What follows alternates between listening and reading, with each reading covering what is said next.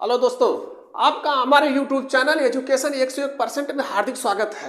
पिछली क्लासों में हम लोगों ने देखा था कि भारतीय राष्ट्रीय आंदोलन का जो क्रांतिकारी युग था ये आगे बढ़ता है, और इसमें आज हम लोग देखते हैं कि बंगाल में जो नए क्रांतिकारी संगठनों की स्थापना हुई, जैसे मास्टर सूरसेन द्वारा स्थापित सूरसेन ने एक क्रांतिकारी संगठन की स्थापना की। कौन सा? Indian Republican army. Republican army का इन्होंने गठन किया। और सबसे पहले हम लोग देखते हैं कि मास्टर सूरसेन कौन थे, इन्हें मास्टर क्यों कहा जाता था। तो ये सूरसेन जो थे एक राष्ट्रीय विद्यालय में अध्यापक थे, राष्ट्रीय विद्यालय के अध्यापक थे। अब इसी कारण से इन्हें जो है समाज में या उस समय के लोग इनको मास्टर दा के नाम से जानते थे। ये लोकप्रिय थे मास्टर दा के नाम से। मास्टर दा ने क्या किया कि क्रांतिकारियों को जज्बाती बनाने के लिए, उसमें उत्साह भरने के लिए, कहां पर जो स्थानीय कॉलेज और स्कूल थे उनमें जो विद्यार्थी अध्ययनरत थे उनमें उत्साह भरने के लिए, उन्हें प्रेरित करने के लिए ये उनसे बात करते और उनको प्रेरित करते थे कि आप राष्ट्रीय आंदोलन में भाग लीजिए, देश के लिए कुछ करिए। इनकी प्रेरणा से काफी बच्चों ने उत्साहित होकर राष्ट्रीय आंदोलन में भाग ले लिया। इनकी ही प्रेरणा से 65 युवक और युवतियों ने क्या किया कि भारतीय सेना की, उस समय जो अंग्रेजों की सेना भारतीय सेना थी, उनकी वर्दी पहन लिया। उनकी वर्दी पहनकर इन्होंने क्या कहा कि आप वर्दी पहले, सबसे पहले हमको क्या करना है कि हमको शस्त्र लूटना है। जब तक हमारे पास शस्त्र नहीं होगा तब तक हम लोग कुछ नहीं कर सकते। तो इन लोगों ने, जब 65 युवक और युवतियों ने भारतीय सेना की वर्दी पहनी, तो इन लोगों ने क्या किया कि पुलिस शस्त्रागार पर हमला कर दिया। पुलिस शस्त्रागार पर जब इन्होंने हमला किया तो वहां पर जो अस्त्र शस्त्र रखे हुए थे ये लोग ले लेते हैं। यह कब की घटना है? 18 अप्रैल 1930 ईस्वी को यह घटना घटती है। इसे क्या कहा जाता है? इसे कहा जाता है चटगांव आर्मरी रेड।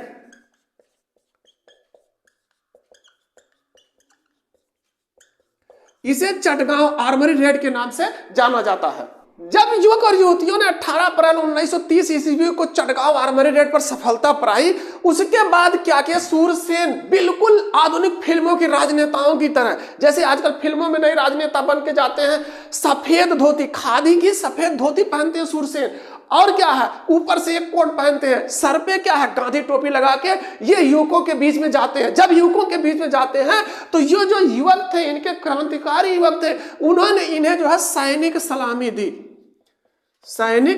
दी। और साथ में क्या हुआ कि जब सूरसेन उन क्रांतिकारियों के बीच में पहुंचते हैं तो उनका जज्बा चरमोत्कर्ष पहुंच जाता है। उन लोगों ने क्या किया? वंदे मातरम और इंकलाब जिंदाबाद का नारा लगाया। इंकलाब जिंदाबाद का नारा लगाया। इस नारे का शोर पूरे आकाश में गुंजायमान हो गया, और उसी समय इन क्रांतिकारियों के हौसले को देखते हुए ये सूरसेन ने क्या किया कि एक कार्यवाहक सरकार का गठन किया और स्वयं इसके राष्ट्रपति बनते हैं। और साथ में उन्होंने इस वंदे मातरम और इंकलाब जिंदाबाद के गूंजों के बीच तिरंगा झंडा फहरा दिया। अब अंग्रेज परेशान हो गए कि ये देखिए एक समस्या यहां खड़ी हो गई, एक आदमी ने अपना जो है सरकार बना लिया है और उसके राष्ट्रपति स्वयं हो गए। अब अंग्रेजों ने इनको पकड़ने का जतन बनाया। अब इन्हें पकड़ने की सारी कोशिश की जाती है। इन्हें 16 फरवरी 1933 ईस्वी को 16 फरवरी 1933 ईस्वी को सूरसेन को गिरफ्तार कर लिया जाता है। सूरसेन को 16 फरवरी 1933 ईस्वी को गिरफ्तार करने के बाद इनके ऊपर जो है मुकदमा चलता है, फैसला होता है 12 जनवरी 1934 ईस्वी को यह फैसला होता है कि इस दिन इनको जो है फांसी दे दी जाए। इनको फांसी पर लटका दिया गया, इनको मृत्यु दंड दे दिया गया। ब्रिटिश सरकार ने जो 1919 ईस्वी का अधिनियम पारित किया था, उस अधिनियम में यह व्यवस्था की गई कि प्रत्येक वर्ष 10 वर्षों के बाद इस 1919 ईस्वी के अधिनियम की जो प्रगति होगी उसकी समीक्षा किया जाएगा। इस हिसाब से जैसे 1919 ईस्वी में अधिनियम पारित हो गया, इसके 10 वर्ष बाद अर्थात 1929 ईस्वी में इसकी जांच का जो है प्राविधान था कि प्रत्येक 10 वर्ष के बाद इसकी जांच की जाएगी, क्या क्या प्रगति हुई, क्या कमियां हैं।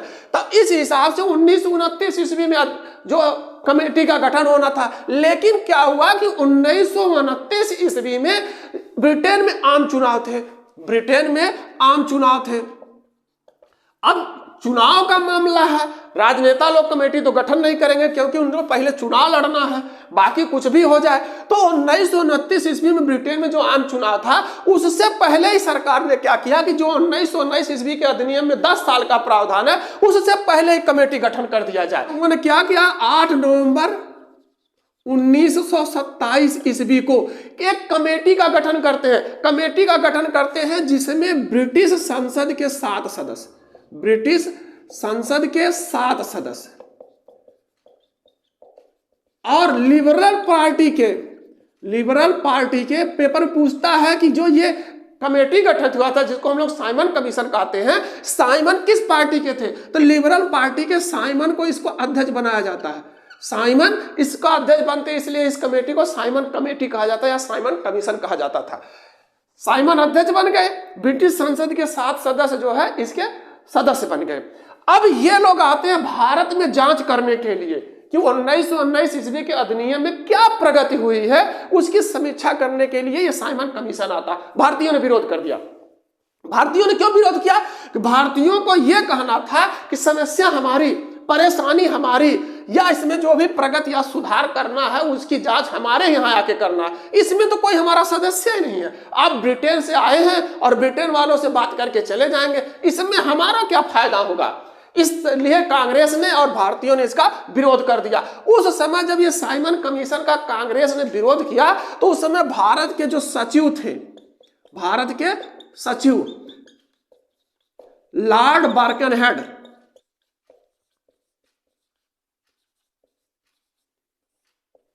जो उस समय भारत के सचिव लॉर्ड बर्कनहेड थे, उन्होंने भारतीयों के सम्मुख एक चुनौती रखा। उनको मालूम था कि भारतीयों के सम्मुख अगर हम ऐसा कहेंगे तो भारतीय ऐसा कर नहीं पाएंगे। उन्होंने 24 नवंबर 1927 ईस्वी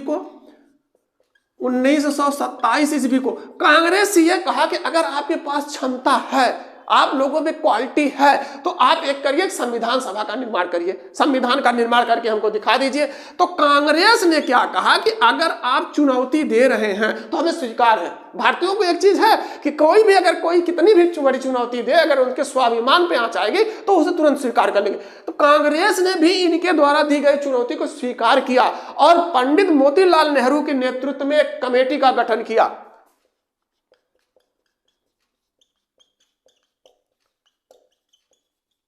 पंडित मोतीलाल नेहरू के नेतृत्व में एक कमेटी का गठन किया जाता। नेहरू जी ने अपनी रिपोर्ट प्रस्तुत की जिसे नेहरू रिपोर्ट के नाम से जाना जाता है। लेकिन इस रिपोर्ट में इन्होंने कुछ ऐसी बातों का उल्लेख कर दिया जिससे भारतीय कांग्रेस और उस समय के जो प्रमुख राजनेता थे, नेता थे, उन लोगों ने विरोध कर दिया कि भैया ये रिपोर्ट हमको मान्य नहीं है, इसको अस्वीकार कर दिया जाए। अभी तक गांधी जी जो है सक्रिय राजनीति से पीछे हट गए थे, लेकिन 6 वर्षों के लंबे अंतराल के बाद, 6 वर्ष तक वो जो है सक्रिय राजनीति से दूर थे। लेकिन 6 वर्षों के बाद 1927 ईस्वी में गांधी जी पुनः सक्रिय राजनीति में आते हैं।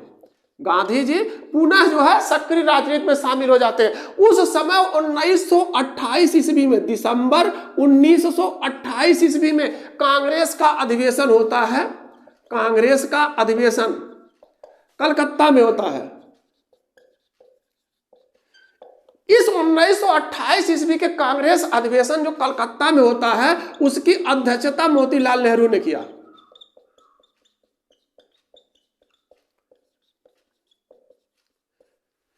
इस कलकत्ता अधिवेशन में मोतीलाल नेहरू की अध्यक्षता में दिसंबर 1928 ईस्वी में जो कांग्रेस का अधिवेशन होता है, इसमें यह फैसला लिया गया कि आने वाले आगामी वर्ष में, जो अगला वर्ष आ रहा है, उसमें हम स्वतंत्रता का झंडा फहरा देंगे। स्वतंत्रता का झंडा फहरा देंगे, चाहे कुछ भी हो जाए। हम आपको अंग्रेजों को 1 वर्ष का अल्टीमेटम देते हैं, 1 वर्ष का समय देते हैं कि आप यदि हमें स्वतंत्र करते हैं तो ठीक है, अन्यथा जो है अगले वर्ष हम स्वतंत्रता का झंडा फहरा देंगे, चाहे जबरन ही फहराना पड़े। अब अगला कांग्रेस का अधिवेशन दिसंबर 1929 ईस्वी में, दिसंबर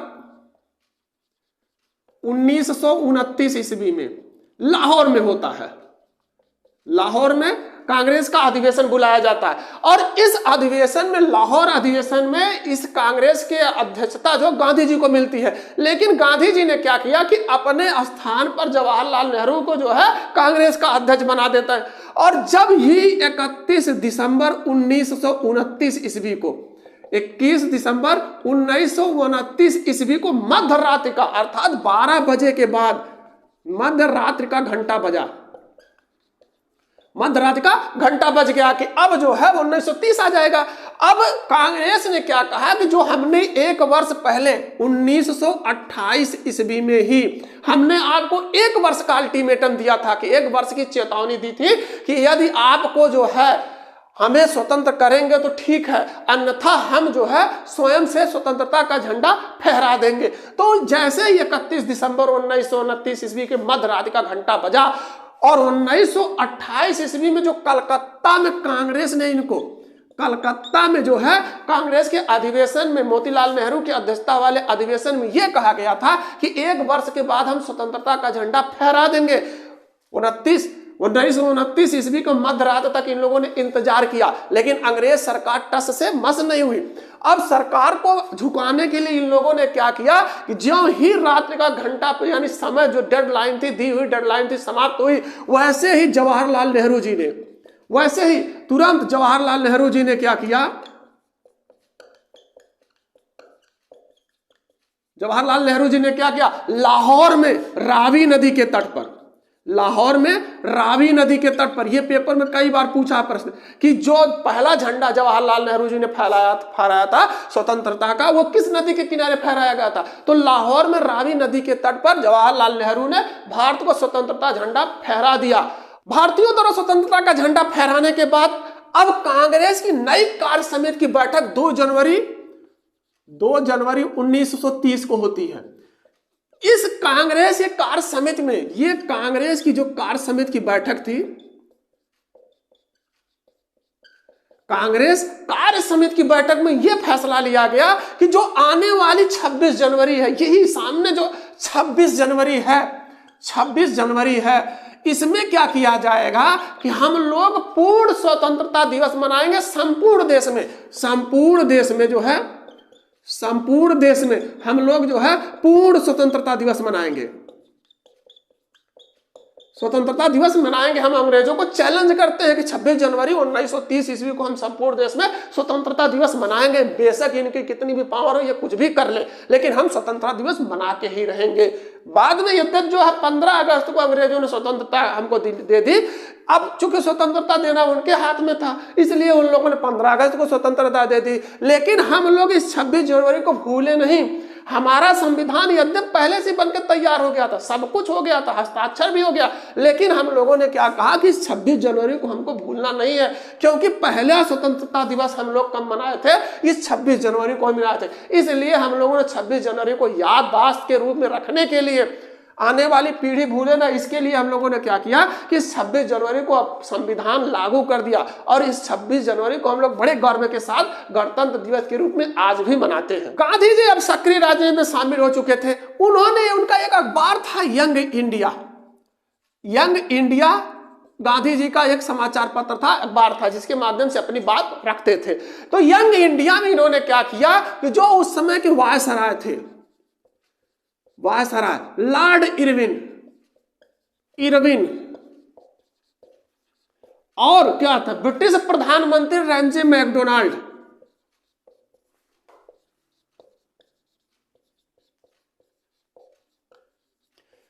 वायसराय लॉर्ड इरविन और ब्रिटिश प्रधानमंत्री रैंजे मैकडोनाल्ड को संबोधित करते हुए इस यंग इंडिया पत्र में इन्होंने क्या किया, 31 जनवरी 1930 ईस्वी को इन्होंने क्या किया कि 11 सूत्री मांग, या 11 सूत्री मांग इनके सम्मुख रख दिया और इनसे ये मांग किया कि हमारी 11 जो मांगे हैं, सूत्री मांगे हैं, इनको माना जाए। लेकिन सरकार ने क्या किया कि गांधी जी का जो है यंग इंडिया में प्रकाशित 11 सूत्री मांग थे उस पर कोई ध्यान नहीं दिया। अब क्या हुआ कि कांग्रेस की जो है बैठक बुलाई जाती है। कांग्रेस की बैठक 14 फरवरी 1930 ईस्वी को 1930 ईस्वी को गुजरात में जो साबरमती आश्रम था, साबरमती में बुलाया जाता है। साबरमती में कांग्रेस की बैठक होती है और इस बैठक में यह फैसला लिया जाता है कि गांधी जी को जो है कहा जाता है कि अब आपके ही नेतृत्व में आंदोलन चलाया जाएगा, क्योंकि हमारी बात सुनने के लिए तैयार ही नहीं है। अब एक काम किया जाए, इनको झुकाने के लिए आप ही जैसे किसी मार्गदर्शक की सहायता से ही हम लोग जब आंदोलन करेंगे तभी सफलता मिलेगी। गांधी जी को बता दिया गया कि आपकी अध्यक्षता में होगा।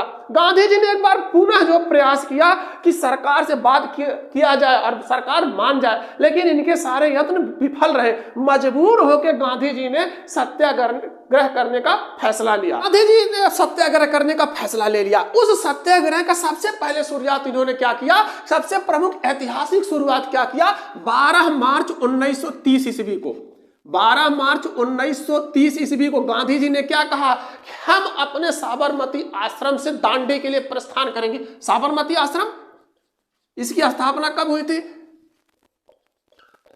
आश्रम, साबरमती आश्रम की स्थापना 1916 ईस्वी में गांधी जी ने किया था। यह गुजरात के अहमदाबाद जिले के पास एक साबरमती आश्रम है, अहमदाबाद जिले के पास। यह अहमदाबाद का जो जिला है उसके करीब साबरमती आश्रम की स्थापना 1916 ईस्वी में गांधी जी ने किया। यहां से इन्होंने क्या किया, 12 मार्च 1930 ईस्वी को अपने 78 चुने हुए समर्थकों के साथ इन्होंने जो अपने के समर्थक थे उनके साथ ये लगभग 25 दिन तक चले। 25 दिन की लंबी यात्रा, पैदल यात्रा चलने के बाद ये लगभग 241 मील की यात्रा तय करते हैं। लगभग 241 मील ये पैदल चलने के बाद ये कहां पहुंचते हैं, दांडी। दांडी कहां है, ये नवसारी जिला गुजरात में है। वहां पर ये पहुंचते हैं 5 अप्रैल 1930 ईस्वी को। इस लंबे पड़ाव के बाद 5 अप्रैल 1930 ईस्वी को गांधी जी वहां पहुंचते हैं नवसारी जिला जो गुजरात में है उस दांडी नामक स्थान पर। और 5 अप्रैल को पहुंचने के बाद ये 6 अप्रैल 1930 ईस्वी को अवैध रूप से नमक बनाते हैं। इस दांडी में अवैध रूप से नमक बनाते हैं, जिस पर सरकार ने रोक लगा रखा था कि भारतीय नमक नहीं बना सकते हैं, कंपनियां ही बना के आपको देंगी। वहां पर 6 अप्रैल 1930 ईस्वी को गांधी जी ने दांडी में जो है अवैध रूप से नमक बनाया। अवैध रूप से नमक बनाकर इस कानून को तोड़ा। अब गांधी जी द्वारा जो अवैध रूप से नमक बनाने के कारण जो कानून तोड़ा गया, इसकी चर्चा चारों तरफ फैल गई और पूरे भारत में जो है आंदोलन प्रारंभ हो गया। जैसे भारत का पश्चिमोत्तर प्रांत था, पश्चिमोत्तर प्रांत पेशावर में क्या हुआ कि यह खुदाई खिदमतगार संगठन था।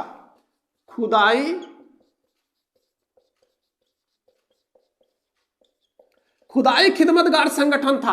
इस संगठन के बैनर तले, इस संगठन को बनाने वाले कौन थे, खान अब्दुल गफ्फार खान।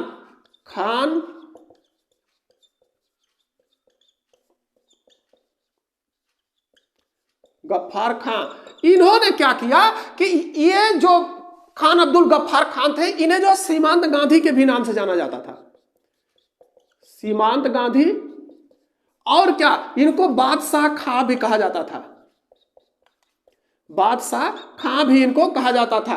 खान अब्दुल गफ्फार खान ने क्या किया कि इस जो गांधी जी ने अवैध रूप से नमक कानून को तोड़ा था, इन्होंने भी आंदोलन शुरू कर दिया। और इनके जितने भी अनुयायी थे, खान अब्दुल गफ्फार खान के जितने भी अनुयायी थे, वो लाल कुर्ती धारण करते थे, लाल कुर्ती, और ये स्वयं भी लाल कुर्ती धारण करते थे।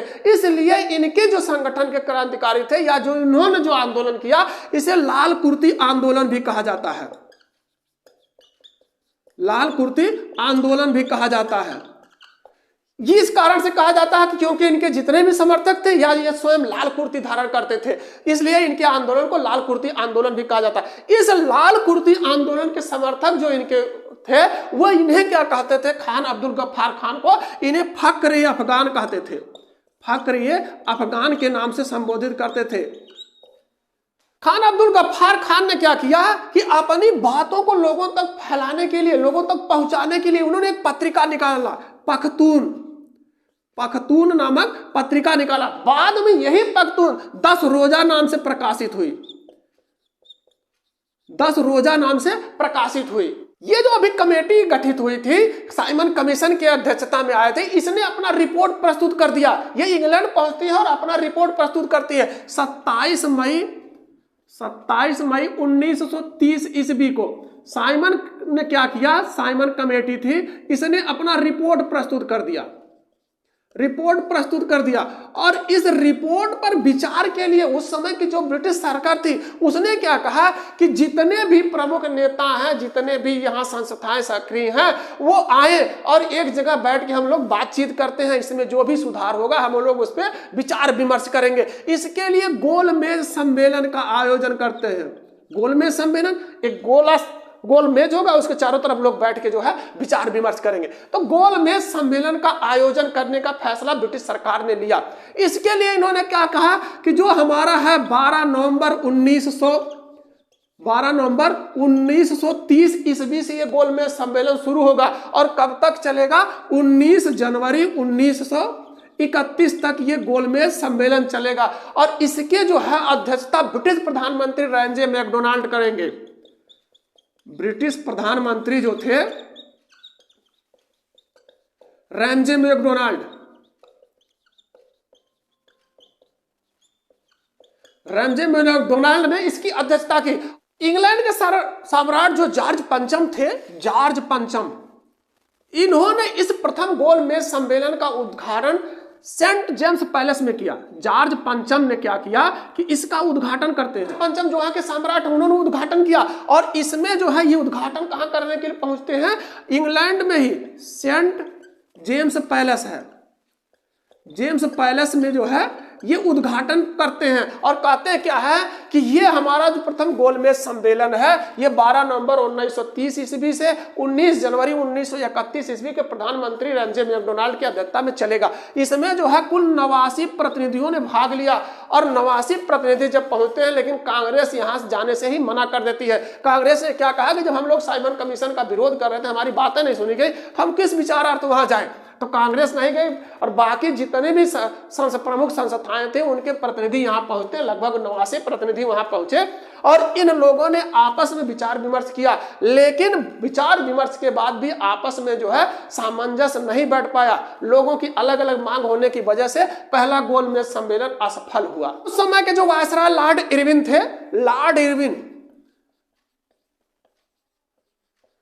इरविन ने क्या देखा कि ये जो कांग्रेस वाले हैं, ये जब प्रथम गोलमेज सम्मेलन में भाग ही नहीं ले रहे, कुछ ऐसा किया जाए कि जिसके वजह से ये लोग भी शामिल हो जाएं और हमारे सम्राट और हमारी सरकार जो है हमसे संतुष्ट हो जाए कि देखो भाई कांग्रेस वाले भी आ गए, अब बातचीत जो है सौहार्दपूर्ण माहौल में होगी। इसके लिए लॉर्ड इरविन ने क्या किया कि 26 जनवरी 1931 ईस्वी को 26 जनवरी 1931 ईस्वी को गांधी जी को, जो अभी जेल में थे, गांधी जी को जेल से रिहा कर दिया,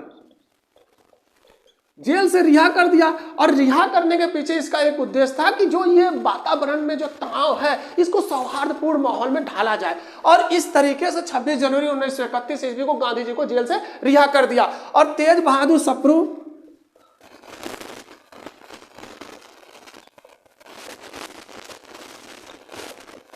और जयकर के प्रयत्नों से गांधी जी और लॉर्ड इरविन के बीच समझौता होता है, बातचीत शुरू होती है। गांधी जी और इरविन के बीच बातचीत शुरू होती है 17 फरवरी 1931 ईस्वी में। 1931 ईस्वी से बातचीत शुरू होती है और 17 फरवरी 1931 ईस्वी में बातचीत होते होते क्या होता है कि 5 मार्च 1931 ईस्वी को 5 मार्च 1931 ईस्वी को लॉर्ड इरविन और गांधी जी के बीच समझौता होता है, जिसे कहा जाता है इरविन पैक्ट या गांधी इरविन समझौता, या इसी को क्या कहा जाता है, दिल्ली पैक्ट के नाम से भी जाना जाता है। जब गांधी इरविन समझौता, दिल्ली पैक्ट या गांधी इरविन पैक्ट की बात कांग्रेस में पहुंचती है, कांग्रेस के लोगों के जो सदस्य थे उनके पास पहुंचती है, तो इसमें उदारवादियों ने क्या किया, इसको सहर्ष स्वीकार कर लिया। बड़ी अच्छी बात है, ये लोग जो है खुशी खुशी स्वीकार करते हैं। लेकिन इसमें जो क्रांतिकारी वाले थे, गरम दल वाले थे, उन लोगों ने क्या कहा कि ये गांधी जी ने गलत किया। गांधी जी जो भी कार्य करके आ रहे हैं, गांधी जी ने लॉर्ड इरविन से जो भी समझौता किया उसमें ये चूक गए। ये चूक क्या गए, इन लोगों का, गरम दल वालों का ये कहना था कि जो 3 प्रमुख क्रांतिकारी बंद थे, कौन कौन से, भगत सिंह और सुखदेव, राजगुरु, इन लोगों को छुड़ाने में गांधी जी असमर्थ हैं, बेकार हो गए। और इससे लॉर्ड इरविन से समझौता करते वक्त ये चूक गए कि जो हमारे 3 प्रमुख क्रांतिकारी हैं इनको छोड़ दिया जाए। इस वजह से गरम दल वाले गांधी जी से नाराज थे। गांधी इरविन पैक्ट के बाद या गांधी इरविन समझौते के बाद क्या हुआ कि मार्च 1931 ईस्वी में कांग्रेस का विशेष अधिवेशन बुलाया जाता है। कांग्रेस का विशेष अधिवेशन आमंत्रित किया जाता है। इस अधिवेशन की अध्यक्षता मिलती है सरदार वल्लभ भाई पटेल को। सरदार वल्लभ भाई पटेल को, पटेल की अध्यक्षता में इस इरविन समझौते को, गांधी इरविन समझौते को स्वीकार कर लिया गया। गांधी इरविन समझौते को स्वीकार कर लिया गया। लेकिन क्या हुआ कि ये जो गरम दल वाले थे, इन्होंने क्या किया, गांधी जी का विरोध करना शुरू कर दिया। और गांधी जी जब इस विशेष अधिवेशन में शामिल होने के लिए आते हैं तो इन लोगों ने क्या किया, इनको काले झंडे दिखाया। इनसे इतना ये रुष्ट थे कि इनके विरोध स्वरूप इन लोगों ने क्या किया कि इनको विरोध करने के लिए काला झंडा दिखाना शुरू कर दिया। कांग्रेस के विशेष अधिवेशन मार्च 1931 ईस्वी में जो सरदार वल्लभ भाई पटेल की अध्यक्षता में हुआ, इसमें क्या हुआ कि गांधी इरविन पैक्ट तो स्वीकार ही कर लिया, साथ में क्या हुआ, पूर्ण स्वराज के साथ साथ मौलिक